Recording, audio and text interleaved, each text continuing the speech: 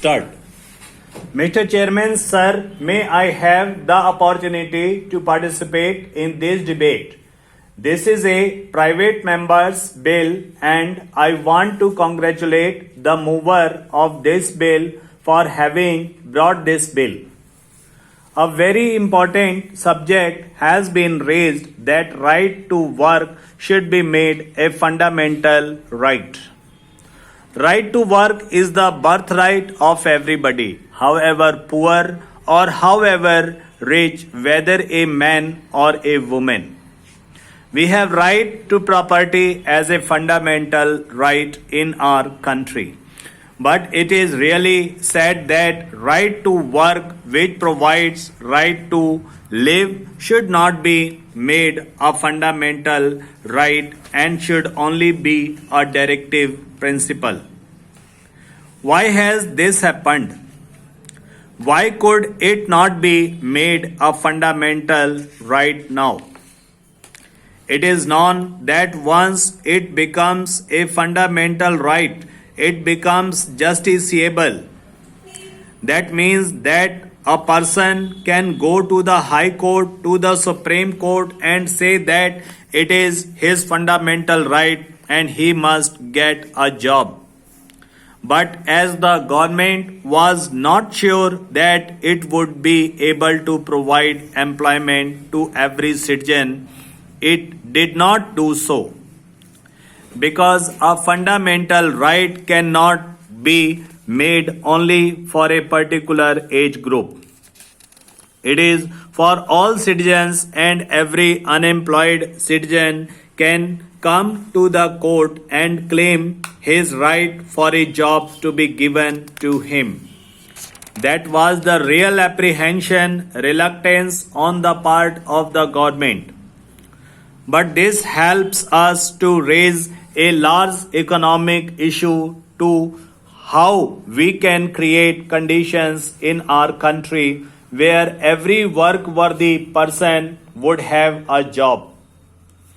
It is this subject which is being debated, and this is what should be debated as the most important subject in the parliament and in the country today.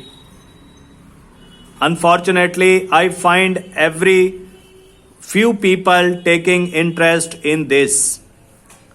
Today, if we just introspect and sit a little coolly and consider how much energy is being wasted on trying to win debating point, trying to be sensational, trying to have more superficial debate in this country, we will find that we are doing that too much.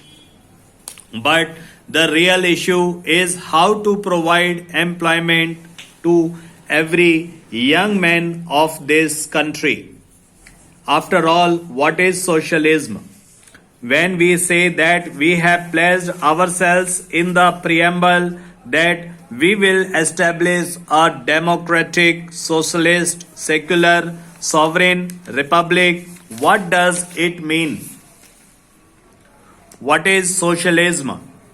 It means all members of our society must have an equal opportunity to live a decent human life.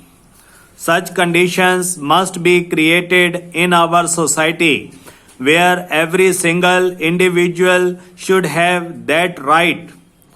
That is the simple meaning of the word socialism. A society where a few do not have an opportunity and a right to exploit and extort. Such a society should be created, and this is what socialism means.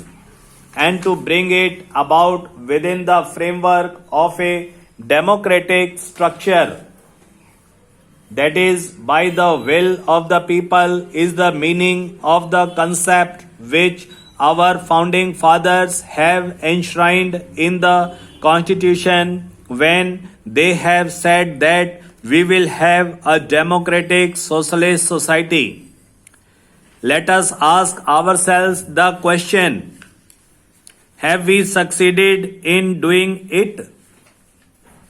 When I am participating in the debate today, I am not going to speak from the point of view of the scoring the debate points between people on this side or that side.